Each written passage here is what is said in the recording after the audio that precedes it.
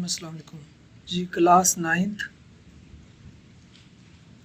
Subject English, chapter number 6 और topic है हमारा आज कंडीशनल सेंटेंसेस। ओके, तो सबसे पहले हम कंडीशनल समझते हैं भाई कंडीशनल सेंटेंस होता क्या है जी। ओके, द कंडीशनल सेंटेंसेस यानी कि शर्तिया फ़िक्रे। कंडीशनल यानी कि शर्त, शर्तिया, सेंटेंसेस फ़िक्रात फ़िक्रे, शर्तिया फ़िक्रे, ये डेफिनेशन है उर्दू में समझने के लिए। भाई कंडीशनल सेंटेंस होता क्या है? वो फ़िक्रा जिसके दो हिस्से हों, ठीक है, वो फ़िक्रा जिसके दो हिस्से हों, फ़िक्रे के एक हिस्से के शुरू में अगर और दूसरे हिस्से के शुरू में तो आ जाए तो उसे शर्तिया फ़िक्रा कहते हैं। Is it clear? यानी कि वो फ़िक्रा जिसके दो हिस्से हों, फ़िक्रे के एक हिस्से के शुरू में अगर और दूसरे हिस्से के शुरू में तो आ जाए तो उसे शर्तिया। मिसाल के तौर पर अब देखिए, अगर वो मेहनत करेगा तो वो कामयाब हो जाएगा। अगर वो मेहनत करेगा तो कामयाब हो जाएगा। अब देखिए, अगर वो मेहनत करेगा, ये एक हिस्सा है और इसके शुरू में अगर, तो वो कामयाब हो जाएगा, ये दूसरा हिस्सा है और इसको तो से शुरू हो रहा है, ये लिहाजा ये शर्तिया फ़िक्र है। ओके, अब देखें, अगर वाले हिस्से में कोई शर्त बयान की जाती है। अब ये शर्त है अगर वो मेहनत करेगा तो उसे हम क्या कहते हैं, यानी कि अगर वाले हिस्से को हम कहते हैं इफ क्लॉज। ओके, तो वाले हिस्से में कोई नतीजा, अब ये नतीजा है भाई, अगर वो मेहनत करेगा, ये शर्त है, तो वो कामयाब हो जाएगा, ये नतीजा है। मेहनत करेगा तो नतीजा क्या, कामयाब हो जाएगा। और इसे हम क्या कहते हैं, मेन क्लॉज कहते हैं। तो वाले हिस्से में कोई नतीजा और इसे मेन क्लॉज कहते हैं। ओके, हर शर्तिया फ़िक्रे की बनावट मुख्तलिफ होती है और इम्तिहान में शर्तिया फ़िक्रे का एक हिस्सा दुरुस्त होता है जबकि एक हिस्सा गलत होता है।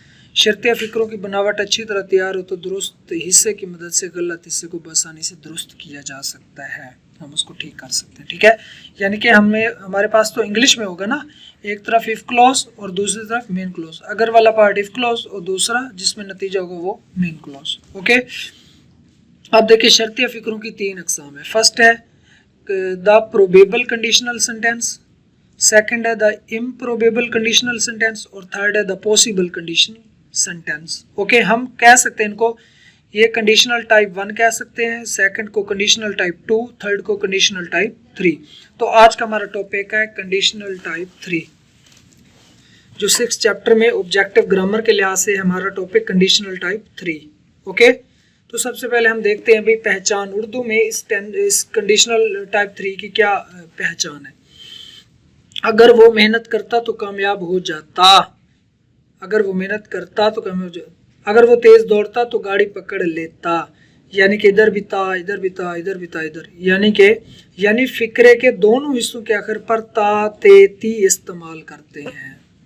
ओके, यानी कि अगर वो मेहनत करती तो कामयाब हो जाती। ओके, बनावट इसकी कैसे जी, इफ क्लॉज में पास्ट परफेक्ट यानी हैड और तीसरी फॉर्म इस्तेमाल करते हैं। इफ क्लॉज में पास्ट परफेक्ट यानी हैड और थर्ड फॉर्म इस्तेमाल करते हैं। इफ क्लॉज में, इफ क्लॉज जो इसकी है, यानी कि इस वाले हिस्से में अगर मेहनत करेगा, यहाँ होगा ये, क्योंकि एग्जांपल हमने देखी है कंडीशनल टाइप 1 है। अगर वो मेहनत करता यानी कि होता यहाँ पे, ठीक है, यानी कि इफ क्लॉज में हैड और थर्ड फॉर्म होगी, जबकि मेन क्लॉज में would have, could have, should have, might have के बाद वर्ब की थर्ड फॉर्म इस्तेमाल की जाती है। ठीक है, ये भी एक रूल है कि मॉडल वर्ब है प्लस फर्स्ट फॉर्म प्लस आगे वर्ब होती है तो उसकी थर्ड फॉर्म इस्तेमाल की जाती है। अब एग्जांपल देखें, if he had worked hard he would have passed. ठीक है, इफ ही, देखें इफ है यानी कि ये अगर वाला हिस्सा, इफ क्लॉज है, इफ ही सब्जेक्ट है प्लस हैड और उसके साथ क्या बेटा, थर्ड फॉर्म है। If had plus third form, यानी कि ये हैड और थर्ड फॉर्म, ये पास्ट परफेक्ट को शो करे हैड के साथ थर्ड फॉर्म, और आगे वुड के साथ देख लें हैव है और उसके बाद पास्ट उसके वर्ब की थर्ड फॉर्म है। He would have passed if he had worked hard, इसको यानी कि इफ यहाँ पे पहले इफ क्लॉज, यहाँ पे मेन क्लॉज पहले। अगर इफ क्लॉज पहले तो इफ क्लॉज के एंड पर कोमा, अगर मेन क्लॉज पहले तो फिर इफ आएगा फिर कोमा नहीं, यानी कि ये कंजक्शन हमने इफ यूज किया। ओके, अब है जी आगे, ये शर्तिया फ़िक्रा इस बात को ज़ाहिर करता है कि अगर शर्त पूरी हो जाती तो नतीजा भी निकलता, क्योंकि शर्त पूरी नहीं हुई माजी में, अब नतीजा भी पूरा होना मुमकिन नहीं है। बात समझ आ रही है? इसका नोट है बेटा, बाज़-औक़ात तीसरे शर्तिया फ़िक्रे में इफ़ नहीं होता, इस सूरत में इफ़ की जगह पर हैड इस्तेमाल करते हैं। जैसे हैड ही वर्कड हार्ड, देखें हैड के साथ फिर third form he would have passed, यानी कि अगर वो मेहनत करता तो वो पास हो जाता। Is it clear? Is it clear ना बेटा? देखें अगर आप लिखें एक तरफ इफ क्लॉज, क्या लिखें? इफ क्लॉज, तो दूसरी तरफ लिखिए आप मेन क्लॉज। ओके, यानी कि इफ क्लॉज है और ये मेन क्लॉज है। अब इफ क्लॉज में क्या आएगा? इफ भी आएगा प्लस सब्जेक्ट होगा, प्लस क्या होगा? हेड होगा, प्लस उसके साथ वर्ब की थर्ड फॉर्म होगी, फिर ऑब्जेक्ट अगर है तो उसको लिखना है, फिर उसके बाद कोमा, फिर अब इसमें क्या लिखना है जी? सब्जेक्ट तो होगा वो, फिर इसके साथ लिखना है अपने would have, could have, might have, ठीक है, और उसके साथ शुड हैव, इन तीनों के साथ, चारों के साथ वर्ब की थर्ड फॉर्म इस्तेमाल होगी। ये स्ट्रक्चर उसका, यानी कि ये कौन सा, अब ये इससे शो हो रहा है ये कौन सा टेंस है? Past perfect. कौन सा बेटा? Past perfect. ये पास्ट परफेक्ट है और ये स्ट्रक्चर है, सब्जेक्ट होगा, उसके बाद would have, could have, should have, might, इनमें से एक होगा और उसके बाद वर्ब की थर्ड फॉर्म होगी। ये इसका स्ट्रक्चर है। ये कंडीशनल टाइप 3 हमने देखा है, ठीक है। ओके, अब देखिए पेपर में कैसे आता है। अब ये है सपोज, यहाँ पे इसी को देख लेते हैं हम। तो ये एग्जांपल आप देख लें कि पेपर में, अब ये एग्जांपल है पेपर में आएगा। पहले तो ये पूछा जाएगा भाई ये कंडीशनल ग्रामर में ये आना ग्रामर में है या वर्ब में। अगर ग्रामर में आएगा तो पूछा जाएगा भाई ये कंडीशनल टाइप 1 है, 2 है, 3 है। देखिए बेटा यहाँ पे थर्ड फॉर्म इस्तेमाल हुई है और यहाँ पे भी थर्ड फॉर्म, ये कंडीशनल टाइप 3, क्योंकि अगर इफ क्लॉज में हेड के साथ थर्ड हो और would have, could have, should have के साथ थर्ड फॉर्म हो तो ये कंडीशनल टाइप 3 है, ठीक है जी। ये इसकी पहचान है। अगर है वर्ब के पोर्शन में, वर्ब में आएगा, यहाँ पे बेटा हैड होगा, आपने यहाँ पे वर्कड नहीं होगा, फिर इसके ऑप्शन होंगे वर्क, वर्क्स, वर्किंग, तो फिर आपने सिलेक्ट करना है भाई यहाँ पे हेड के साथ थर्ड फॉर्म इस्तेमाल होती है। अगर वुड हैव है तो वुड हैव के साथ भाई पास आएगा, पासिंग आएगा, पासेज आएगा या पास्ड आएगा। तो हमें पता है वुड यानी कि मॉडल है, उसके साथ मेन की फर्स्ट है तो उसके साथ वर्ब की थर्ड फॉर्म इस्तेमाल होती है, ठीक है।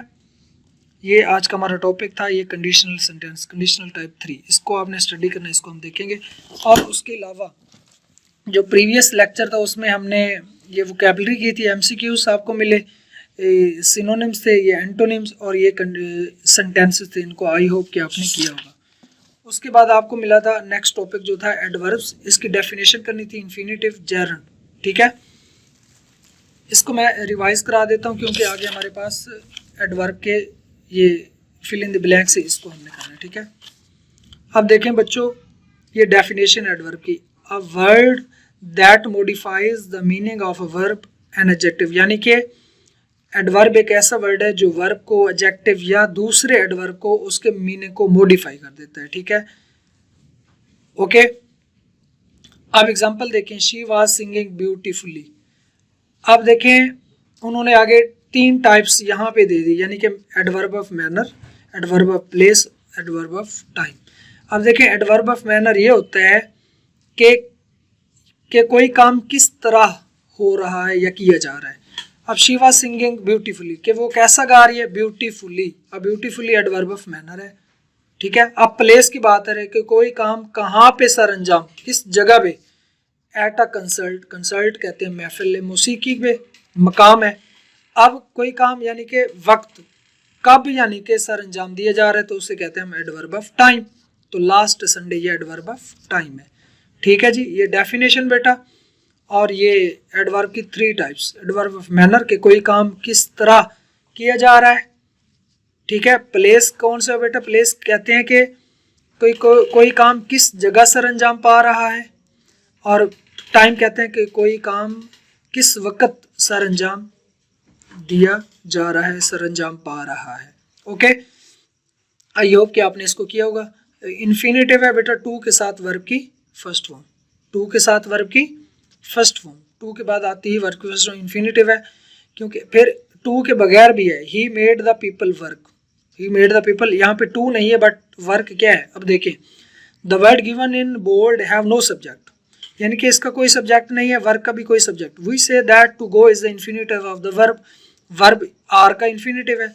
Sometimes to is use for is example A, ठीक है। Sometimes infinitive without to is used as an example B, यानी कि इसका कोई सब्जेक्ट नहीं है। ओके, जेरेंड बेटा क्या होता है? जेरेंड वर्ब की आईएनजी फॉर्म को जब नाउन के तौर पर इस्तेमाल करते हैं। अब पेंट होता है पेंट, पेंट करना, ठीक है, पेंट होता है पेंट करना। जैसे स्मोक होता है भी नशा करना या सिगरेट पीना, बट स्मोकिंग, अब स्मोकिंग नहीं है नशा करना, स्मोकिंग है नशा, यानी कि नाउन है। A gerund is that form of verb which ends in ING and has the function of a noun, यानी कि नाउन। अब painting is a good fun, painting is a, यानी कि ये नाउन है। I like painting, like verb है ना, painting verb तो नहीं है। My favourite hobby is verb है ना, पेंटिंग तो नहीं है, लिहाजा ये जेरेंड है। कंडीशनल टाइप 3 ये हमने देखा भी, ठीक है। ये सारा डिटेल लिखी हुई है, आपने इसको करना है। अब आ गया बेटा find the kinds of adverb in the unit. अब यानी कि एडवर्ब की हमने अभी डेफिनेशन भी देखी, प्लेस, टाइम, मैनर को भी देखा, आगे हम फ्रीक्वेंसी और डिग्री को भी देखेंगे। ओके, अब एडवर्ब ऑफ टाइम मैनर के चैप्टर में इसकी कौन सी एग्जांपल इस्तेमाल हुई हैं?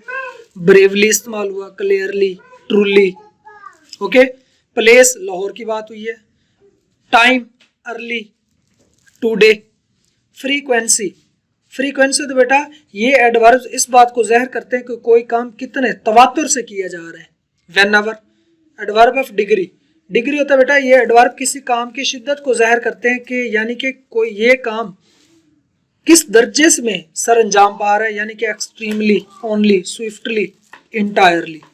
ठीक है बेटा, इसको आपने करना है। उसके बाद इसको आपने छोड़ देना है, develop. Complete these phrases by adding gerunds, gerund लगाना है। Good at teaching, accused of stealing, sad at losing, tired of doing और वर्किंग, इसको आपने करना है। ठीक है, कंप्लीट द फॉलोइंग कंडीशनल्स। अब इसको हमने कंप्लीट करना है कंडीशनल सेंटेंसेस को। अब देखें, अब इफ क्लॉज तीनों में दी गई है, हमने मेन क्लॉज यानी कि लिखनी है। इफ यू हैड स्टडीड, यानी कि हैड स्टडीड थर्ड फॉर्म है, लिहाजा हमें पता होना चाहिए आगे हमने would have, could have, should have के साथ थर्ड फॉर्म लगानी है। If you had studied hard you would have passed the exams. ठीक है, समझ आई बेटा? यानी कि समझ आ रही है? अगर तुमने मेहनत की होती तो तुम इम्तिहानात में पास हो गए होते। समझ आ रही है ना बेटा? दूसरे में if you had come, had के साथ अगेन थर्ड फॉर्म है। To come to me I would have helped you, यानी कि अगर तुम मेरे पास आते तो मैं तुम्हारी मदद करता। इफ आई हैड के साथ सीन थर्ड फॉर्म है। आई वुड हैव वेलकम्ड हिम, यानी कि अगर मैं उससे मिला होता तो उसे खुशामदीद कहता। बेटा आगे है right 10 sentences use in the past perfect. Past perfect का स्ट्रक्चर मैंने मेंशन कर दिया, आपने 10 सेंटेंसेस लिखने हैं। ठीक है, ये आपके लिए असाइनमेंट है। सब्जेक्ट है सादा के लिए subject plus had plus third form plus object. और उर्दू में इसकी टेंस की क्या पहचान है? चुका था, चुकी थी, चुके थे, लिया था, ली थी, लिए थे, वगैरह वगैरह। नेगेटिव क्या है? हैड के बाद नोट लगा देना। सवालिया में हैड पहले फिर सब्जेक्ट, अगर नोट है तो सब्जेक्ट के बाद नोट आएगा plus third form plus subject और एंड पे क्वेश्चन मार्क आपने लगाना है, इस्तेमाल करना है। ठीक है बेटा, इसको आपने प्रिपेयर करना है। ये चैप्टर हमारा कंप्लीट हो चुका है। आई होप कि आपने इसकी वेल प्रिपेयर किया होगा। Thank you so much. अल्लाह हाफिज़।